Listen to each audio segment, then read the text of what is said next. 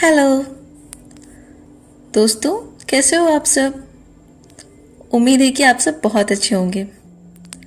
इस चैनल को जितने भी लोगों ने सब्सक्राइब किया है, दिल से उनका बहुत बहुत शुक्रिया। और जिन लोगों ने नहीं किया, उनसे रिक्वेस्ट है कि वो प्लीज़ प्लीज़ चैनल को सब्सक्राइब करें। व्यूवर्स, अगर आपके पास कोई स्टोरी है, हमसे शेयर करना चाहते हैं, तो डिस्क्रिप्शन में दिए गए लिंक पे भेज सकते हैं।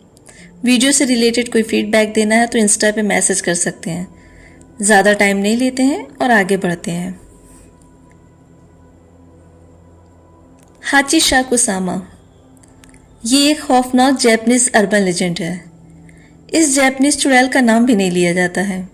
ये दिखने में लंबी और बहुत खौफनाक होती है। हाचीशाकुसामा ये एक जैपनीज वर्ड है जिसका मतलब होता है 8 फीट टॉल। हाचीशाकुसामा 8 फीट लंबी चुड़ैल है। इसको देखने वालों ने बताया कि इसके हाथ पैर काफ़ी लंबे होते हैं। ये वाइट कलर का किमोनी पहनती है या तो ये लॉन्ग वाइट कलर का फ्रॉक पहनती है, साथ में हैट भी लगाती है। इसके बाल काफ़ी लंबे होते हैं। इसकी स्माइल बहुत डरावनी होती है और ये जो साउंड निकालती है वो फीमेल की ना होकर मेल की होती है, कुछ ऐसी।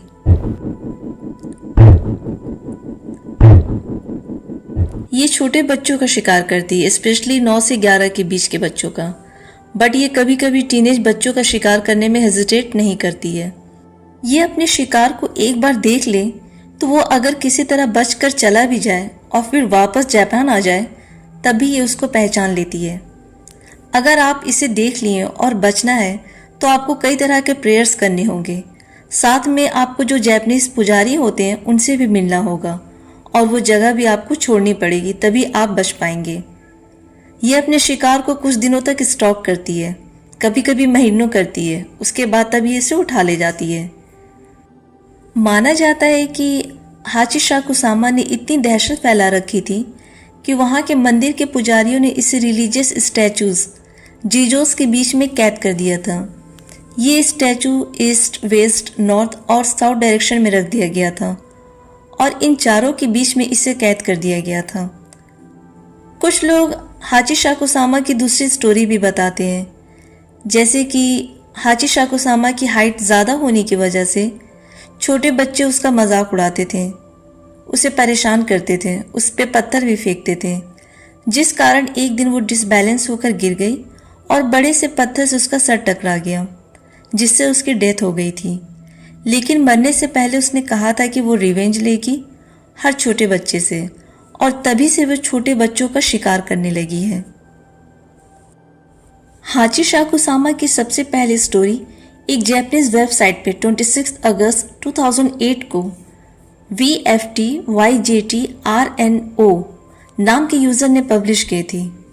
जिस यूज़र ने ये स्टोरी पब्लिश की थी उसने बताया था कि ये घटना उसके साथ 1998 में हुई थी। पहली स्टोरी इस यूज़र की है जो काफ़ी फेमस है, जो 2008 में स्टोरी पोस्ट हुई थी। दूसरी वाली स्टोरी काफ़ी सर्च करने के बाद मिली है। आइए स्टोरी सुनते हैं, ठीक है।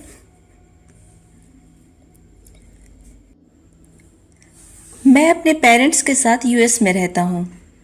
जब मैं 8 साल का था तब जापान के एक गांव में अपने ग्रैंडपा और ग्रैंडमा से मिलने गया था। मेरे पेरेंट्स मुझे मेरे ग्रैंडपा के पास छोड़कर 2 दिन के लिए किसी काम से सिटी चले गए थे। मेरे ग्रैंडपा मुझे बाहर अकेले खेलने से मना किए थे, लेकिन मैं उनकी बात माना नहीं और गार्डन में खेलने लगा। ठंडी ठंडी हवा चल रही थी, सो वहाँ गार्डन में हरी घासों पे मैं लेट गया था और ऊपर सारे बादलों को देखने लगा। मैं इस मोमेंट को एंजॉय कर रहा था। जैसे ही मैं उड़ने वाला था तभी मुझे कुछ साउंड आया। मैं सोच में पड़ गया कि ये कैसी आवाज़ है और कहाँ से आ रही है। ऐसा लग रहा था जैसे इस साउंड को कोई निकाल रहा है, कुछ बोल रहा है, जैसे पो पो, इस टाइप का। मैं उस साउंड के पीछे गया तो वहाँ झाड़ियों के पीछे से एक हेड दिख रहा था, वहीं से ये साउंड आ रही थी। मैं उस हेड को देखने लगा। वो हेड थोड़ा सा मूव हुआ, फिर मुझे किसी का फेस दिखने लगा। वो कोई औरत थी, लेकिन वो बहुत टॉल हाइट की लग रही थी। मुझे लगा शायद वो ज़्यादा हील्स की सैंडल पहनी होगी। वो सडनली गायब हो गई और साथ में वो अजीब सा स्ट्रेंज साउंड भी गायब हो गया। मैं घर के अंदर आ गया। मेरे ग्रैंडपा और ग्रैंडमा बैठकर चाय पी रहे थे। मैं उन्हें बताने लगा कि मैंने क्या देखा, लेकिन वो मेरी बात पे ध्यान नहीं दे रहे थे।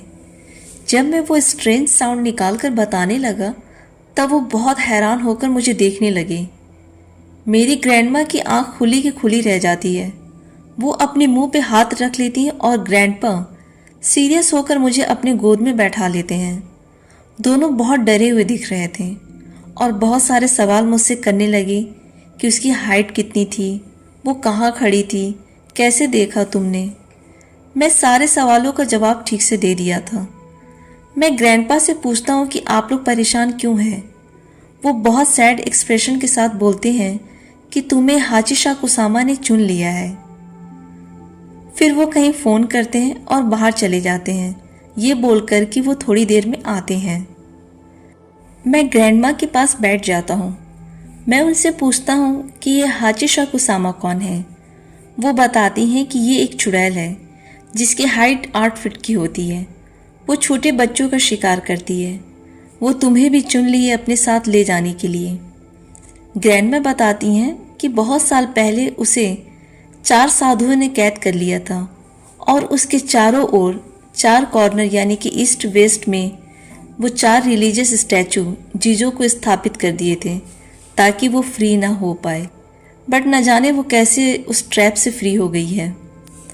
आखिरी बार वो 15 साल पहले दिखी थी। मेरे ग्रैंडपा आते हैं, अपने साथ एक ओल्ड लेडी को लेकर आते हैं जो अपने आप को केसान बोलती हैं। किसान मुझे एक पार्चमेंट देती हैं। जिन व्यूवर्स को नहीं मालूम है मैं बता देती हूँ कि पार्चमेंट चर्म पत्र को कहते हैं, मीन्स एनिमल की स्किन पे लिखी हुई कोई मंत्र, स्पेशली बकरी या भेड़ की स्किन पे। फिर ग्रैंडपा और किसान मेरे रूम में चले जाते हैं। ये सब देखकर मुझे अब बहुत डर लगने लगा था। कुछ देर के बाद मेरे दादाजी और किसान मुझे मेरे बेडरूम में ले जाते हैं। मैं देखता हूँ रूम के सभी विंडोज़ पे पेपर लगे हैं जिस पे कई तरह के मंत्र लिखे हैं। रूम के चारों कॉर्नर पर एक बाउल में नमक रखी हुई थी। किसान मुझे बोलती हैं कि अंधेरा होने वाला है, तुम ध्यान से मेरी बात सुनो। तुम्हें कल सुबह होने तक इसी रूम में रहना है। कुछ भी हो जाए तुम इस रूम से बाहर नहीं निकलोगे। रूम का दरवाज़ा कल मॉर्निंग में 7 बजे खोलना, उससे पहले नहीं। तुम्हारे ग्रैंडपा और ग्रैंडमा अब कल मॉर्निंग में ही तुम्हारे रूम में आएंगे। उससे पहले ना वो तुमसे बात करेंगे ना तुम्हारे रूम में आएंगे। हम तुम्हारे पेरेंट्स को इन्फॉर्म कर दिए हैं, कल मॉर्निंग में वो आ जाएंगे। और जो पार्चमेंट मैं तुम्हें दी हूँ उसे तुम अपने हाथ में रखोगे, अलग नहीं करोगे। मेरे ग्रैंडपा बोलते हैं कि तुम्हें किसान की बात अच्छे से माननी होगी। अगर डर लगे तो लॉर्ड बुद्धा से प्रेयर करना और अभी हमारे जाने के बाद डोर को लॉक कर देना। मैं डोर को लॉक करके अपने रूम में टीवी ऑन करता हूँ, बट मेरा मन नहीं लगता। ग्रैंडमा मेरे खाने के लिए बहुत सारी चीज़ें रखी थी, लेकिन मैं उसे नहीं खाता हूँ। मैं बहुत डिप्रेस और डरा हुआ फील कर रहा था। ये सब सुनकर और सबको परेशान देखकर मैं बहुत डरने लगा था। फिर मुझे नींद आ जाती है। सडनली 1 बजे मेरी आंखें खुलती है तो मेरे विंडो पे साउंड आती है। इस साउंड से मेरी हार्ट बीट ज़्यादा बढ़ गई थी।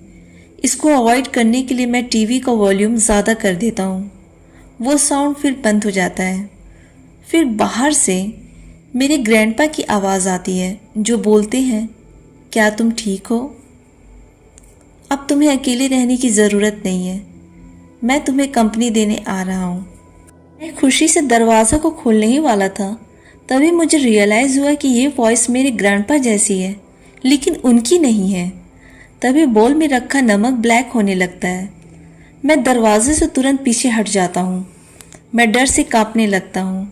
मैं जल्दी से लॉर्ड बुद्धा की स्टैचू के सामने नील डाउन होकर रोकर प्रेयर करने लगता हूँ कि हाचिशा कुसामा से मुझे बचा लीजिए, और मैं पार्चमेंट को और टाइटली पकड़ लेता हूँ। ग्रैंडपा की आवाज़ फिर आती है, तुम क्या कर रहे हो? दरवाज़ा खोल दो। फिर हाचिशा कुसामा की साउंड आती है,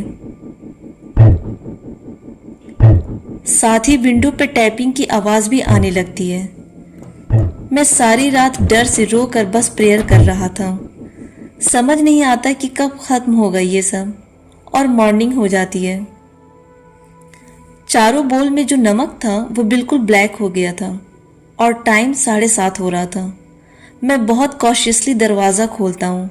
सभी लोग खड़े थे। ग्रैंडमा मुझे जिंदा देखकर खुशी से रोने लगती हैं। मेरे पेरेंट्स भी वहाँ आ गए थे। मेरे ग्रैंडपा आकर मुझे बोलते हैं कि जल्दी से हमें यहाँ से निकलना है। हम लोग बाहर जाते हैं तो देखते हैं गांव के कुछ लोग आपस में बात कर रहे हैं, मेरी तरफ पॉइंट करके कि ये वही लड़का है। बाहर 9 सीटर ब्लैक कलर की वैन खड़ी थी। मुझे वैन में 8 लोगों के बीच में बैठा दिया जाता है और किसान फ्रंट सीट पे। मेरे बगल में जो अंकल बैठे थे वो मुझे बोलते हैं, तुमने अपने आप को बहुत बड़ी मुसीबत में डाल दिया है। तुम परेशान भी बहुत हो, बट चिंता मत करो, तुम अपने सर को नहीं उठाओगे, न वैन की विंडो से बाहर देखोगे जब तक हम तुम्हें सेफली ना पहुंचा दें। मेरे ग्रैंडपा आगे ड्राइव कर रहे थे और मेरे डैड की कार मेरे पीछे आ रही थी। कुछ देर ड्राइव करने के बाद किसान बोलती हैं, ये वो जगह है जहां से गुजरना मुश्किल है। तभी वो साउंड सुनाई देता है। मैं पार्चमेंट को टाइटली हाथ में पकड़े रहता हूँ और सर को झुकाए रहता हूँ। तभी विंडो के बाहर देखता हूँ कि व्हाइट कलर का ड्रेस हवा में लहरा रहा है। मैं देखता हूँ कि वो हाचिशा कुसामा वैन की स्पीड के साथ दौड़ रही है। वो थोड़ा झुकती है और विंडो से अंदर देखने लगती है। मैं चिल्लाने लगता हूँ। तभी मेरे बगल में जो अंकल बैठे थे वो मुझे आंख बंद करने को बोलते हैं। मैं इमीडिएट आंख को बंद कर देता हूँ। तभी वैन की विंडो पे वो टैप टैप की आवाज़ आती है। साथ ही वो हाचिशा कुसामा की साउंड की आवाज़ भी आती है। वैन में जितने भी लोग थे उन्हें हाचिशा कुसामा नहीं दिख रही थी, ना उसकी वो साउंड सुनाई दे रही थी, लेकिन विंडोज पे जो टैपिंग की आवाज़ थी वो सभी सुन रहे थे। सभी प्रेयर करने लगते हैं। गाड़ी में बहुत डर का माहौल था। किसान प्रेयर जोर जोर से बोलने लगती हैं। तभी धीरे धीरे वो सब आवाज़ गायब हो जाती है। किसान बोलती हैं कि शायद हम लोग अब सेफ हैं। हम लोग एयरपोर्ट पहुंच जाते हैं। वो सभी लोग मुझे मेरे पेरेंट्स को दे देते हैं। इसके बाद किसान मुझे नया पार्चमेंट देती हैं। ग्रैंडपा और सभी लोगों को बाय बोलकर हम लोग प्लेन में बैठ जाते हैं और वापस यूएस आ जाते हैं। हम लोग चैन की सांस लेते हैं। मैं डैड से फिर पूछता हूँ तो डैड बताते हैं कि वो भी बहुत पहले हाचिशा कुसामा के बारे में सुने थे। उनके भी एक दोस्त को हाचिशा कुसामा ने चुन लिया था और एक दिन वो गायब हो गया था। बहुत सारे ऐसे बच्चे हैं जिन्हें हाचिशा कुसामा पसंद कर लेती थी और उन्हें जापान छोड़ना पड़ा हमेशा के लिए और वो कभी रिटर्न नहीं आए।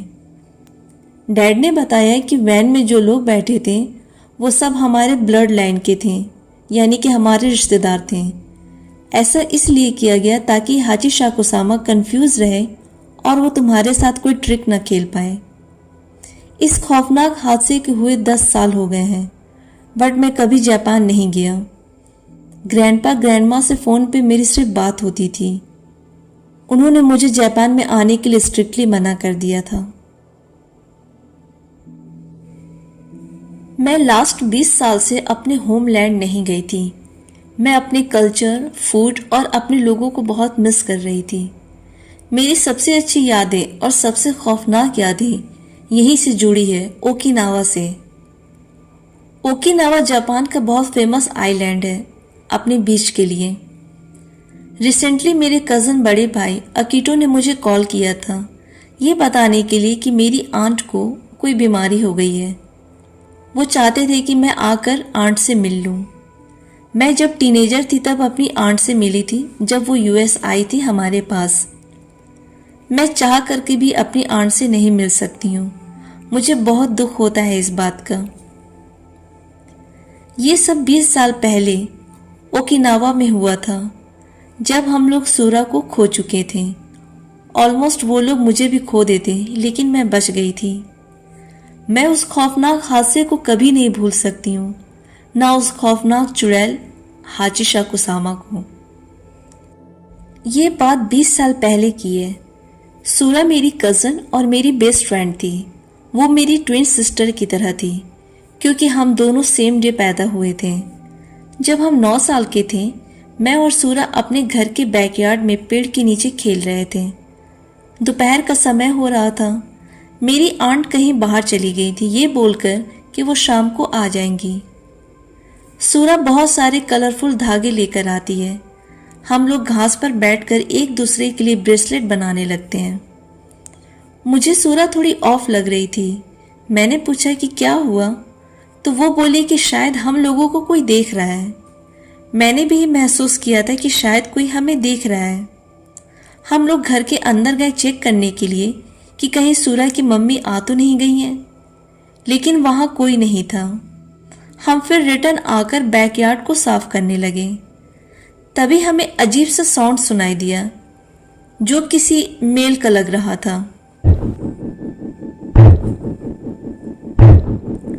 हमें लगा कि ये अकीटो है जो हमें परेशान कर रहा है।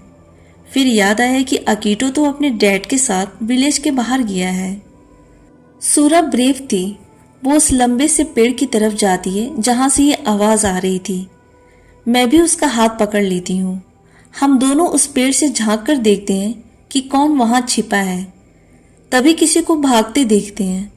हम दोनों थोड़ा सहम जाते हैं। फिर वही साउंड। मैं सूरा के हाथ को और टाइटली पकड़ लेती हूँ। हम दोनों फिर जब दोबारा देखते हैं तो वहां एक 8 फीट लंबी औरत खड़ी है जो व्हाइट कलर की फ्रॉक को पहनी थी और हैट लगाई हुई थी। उसके बाल काफी लंबे थे। उसकी स्माइल बहुत भयानक थी जो उसके दोनों कान को टच कर रही थी। उसको देख करके हम बहुत डर जाते हैं। तभी वो वहां से गायब हो जाती है जैसे ही सूरा की मॉम आती है हमें लेने। लेकिन ये बात हम लोग किसी से नहीं बोलते हैं कि सभी हमारा मजाक उड़ाएंगे, हमारी बात पे बिलीव नहीं करेंगे। मेरी मॉम भी मुझे लेने आती हैं, लेकिन वो पू पू वाली साउंड मुझे सुनाई देती है। मुझे अक्सर रात में वो मेरी विंडो से मुझे झांकती हुई नजर आ जाती और फिर वो साउंड भी सुनाई देता। ऐसा लगता था कि वो मेरे साथ हाइड एंड सीक का गेम खेल रही है। जब मेरे साथ कोई बड़ा होता तो वो मुझे नहीं दिखती थी। सूरा ने भी बताया कि उसे भी वो खिड़की से नजर आती है उसी साउंड के साथ। कभी कभी उसे उसकी मॉम की आवाज सुनाई देती है। जब वो जागती है देखने के लिए तो उसकी मॉम उसके बगल में सोई रहती है। कुछ दिनों तक हम और सूरा एक दूसरे को देख नहीं पाए थे। हम दोनों बीमार हो गए। हमारे पेरेंट्स बहुत परेशान थे कि हम दोनों के साथ क्या हो गया है। मैं कभी कभी बहुत स्ट्रेंज एक्ट करती थी। मैं उन लोगों को सारी बात बता देती हूँ जो हमने देखा था। मुझे डर था कि वो लोग मेरी बात पे बिलीव नहीं करेंगे। लेकिन जब मेरे डैड ये सुने कि हमने 8 फीट लंबी औरत को देखा तो वो पूछने लगे कि कब और कहाँ क्या क्या देखा। मेरी मॉम चिल्लाने लगी थी कि हाचिशा कुसामा ने मुझे और सूरा को चुन लिया है। मॉम रोने लग गई और बताने लगी कि वो 8 फीट लंबी चुड़ैल हाचिशा कुसामा है जो छोटे बच्चों को अपना शिकार बनाती है और उन्हें मार देती है। जब मेरी मॉम ये सब बात बता रही थी तो वो साउंड फिर मुझे सुनाई देता है, लेकिन मेरे पेरेंट्स को नहीं। मुझे सूरा की बहुत फिक्र होने लगती है और मैं अपने पेरेंट्स से बोलती हूँ कि सूरा की मॉम को ये सब बात बता दें। मेरे डैड सूरा की मॉम को कॉल करके सब बात बताते हैं। साथ ही हम दोनों को टाउन से निकालने का प्लान भी बताते हैं। लेकिन सूरा की मॉम इन सब अर्बन लेजेंड्स को नहीं मानती हैं और वो अपने हस्बैंड और बेटे का वेट करने लगती हैं। इधर मेरे डैड मुझे रूम से बाहर जाने के लिए स्ट्रिक्टली मना कर देते हैं। वो बोलते हैं कि रूम नहीं छोड़ना है, ना किसी की सवाल का जवाब देना। वो हाचिशा कुसामा हर किसी के रूप में आ सकती है और तुम्हारे साथ ट्रिक करेगी। मॉर्निंग तक इसी तरह रहना होगा। हम सभी प्रेयर करने लगते हैं हेल्प के लिए। मेरी मॉम रूम में हर जगह बॉल में नमक रख देती हैं। साथ ही एक तावीज़ देती हैं जिसे ओमा मोरी बोलते हैं। उस ओमा मोरी में प्रेयर लिखा होता है और वो सिल्क के कपड़े से कवर था। वो मुझे वार्न करती हैं कि कुछ भी हो जाए, इस ओमा मोरी का सिल्क का कवर खुलना नहीं चाहिए। अगर ये खुल गया तो अनहोनी हो सकती है। मैं बहुत वीक होने लगती हूँ और मुझे हाई फीवर भी होने लगता है। इसलिए मॉम मेडिसिन लेने बाहर चली गई और डैड घर पे थे मुझे देखने के लिए। मैं रूम का डोर लॉक कर देती हूँ जैसे मेरे पेरेंट्स ने मुझे बताया था। कुछ देर में मुझे नींद आ जाती है। फिर जब मेरी आँख खुलती है तो मुझे हाचिशा कुसामा की स्माइल नज़र आती है और वो ओमा मरी का सिल्क का कवर खुला हुआ था। ये देख कर के मैं डर से बेहोश हो जाती हूँ। मॉर्निंग हो जाती है। जब मेरी आँख खुलती है तब मैं सूरा को स्माइल करते हुए देखती हूँ, बट उसकी आंखें बहुत फूली हुई और डार्क दिख रही थी, जैसे रात भर वो सोई ना हो। सूरा मुझे बोलती है कि वो मुझे बहुत मिस कर रही है और वो मेरे साथ उस बैकयार्ड में खेलना चाहती है। मैं भी उसे बहुत मिस कर रही थी, इसलिए उठकर मैं उसे हग करती हूँ। तभी मेरे घर के फ्रंट डोर पे बहुत ज़ोर से नॉक होती है। वो नॉक इतनी ज़ोर की थी कि मेरे डैड इमीडिएट दरवाज़ा खोलते हैं। सूरा की मॉम रोते हुए अंदर आती है और बोलती है कि सूरा रात से गायब है। मैं रूम से बाहर आकर बोलती हूँ, नहीं, सूरा तो अंदर है मेरे साथ। हम लोग जब अंदर आते हैं तब सूरा वहाँ से गायब थी। मेरी मॉम रूम में आकर देखती हैं कि जो नमक था वो पूरा ब्लैक हो गया और वो ओमा मोरी का सिल्क का कवर खुला हुआ था। तभी वो साउंड आती है, लेकिन इस बार मैं डरती नहीं हूँ और सूरा को खोजना स्टार्ट करती हूँ। मुझे पूरा यकीन था कि सूरा वहाँ बैकयार्ड में मिलेगी। मैं सभी से बोलती हूँ चलने के लिए, लेकिन मेरे पेरेंट्स डर से हेजिटेट कर रहे थे। लेकिन मेरे फोर्स करने पर वो लोग मुझे लेकर गए। जैसे जैसे हम लोग बैकयार्ड में जा रहे थे वो साउंड और तेज से आ रहा था। ये साउंड बैकयार्ड से आ रहा था उस पेड़ के पास जहां हमने हाचिशा कुसामा को देखा था। मैं धीरे से उस पेड़ के ऊपर देखती हूँ तो वहां पेड़ के पीछे वो हाचिशा कुसामा नजर आती है। उसके लिप से ब्लड गिर रहा था। उसके हाथ में किसी के बॉडी का पैर था जिसमें ब्लड लगा हुआ था। मैं उसे देखकर चिल्लाने लगी, डर से नहीं बल्कि गुस्से से। वो चुड़ैल हाचिशा कुसामा सिर्फ मुझे नजर आ रही थी और किसी को नहीं। सब सूरा को खोज रहे थे। तभी एक पेड़ पे कुछ लटका हुआ नजर आता है। वो कोई और नहीं, सूरा की बॉडी थी। हम सब उसको देखकर रोने लगते हैं। सूरा पेड़ पे लटकी हुई थी। उसकी टंग बाहर लटक रही थी और बॉडी का कलर बिल्कुल पर्पल हो गया था। सबसे डरावनी चीज कि उसका एक पैर नहीं था। ये सीन देखकर सूरा की मॉम बेहोश हो जाती है। डैड जल्दी से सूरा को नीचे उतारते हैं और उसे ब्लैंकेट में लपेटते हैं। मॉम एम्बुलेंस को कॉल करती हैं। मैं सूरा को पकड़कर बहुत रोने लगती हूँ। मुझे रियलाइज होता है कि सूरा के हाथ में कुछ है। वो ब्रेसलेट था जो वो मेरे लिए बना रही थी। उसी दिन डैड इमीडिएट मेरी और मॉम की यूएस की टिकट बुक कर देते हैं। मैं सूरा के फ्यूनरल्स में भी शामिल नहीं हो पाई। मैं आज भी उस ब्रेसलेट को संभाल कर रखी हूँ और अपनी बेस्ट फ्रेंड सूरा को बहुत मिस करती हूँ। काश सूरा की मॉम मेरे डैड की बात मान लेती तो आज सूरा हमारे बीच होती।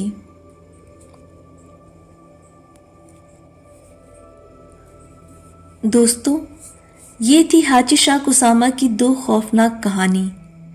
आप लोगों को कैसी लगी हमें कमेंट में ज़रूर बताएं। मेरा काम पसंद आए तो चैनल को प्लीज़ ज़रूर सब्सक्राइब करें। दोस्तों, सबसे ज़रूरी बात ये कि आप किस टॉपिक पर वीडियो चाहते हैं हमें ज़रूर बताएं। आज के लिए इतना ही, ठीक है? तब तक के लिए बाय एंड टेक केयर।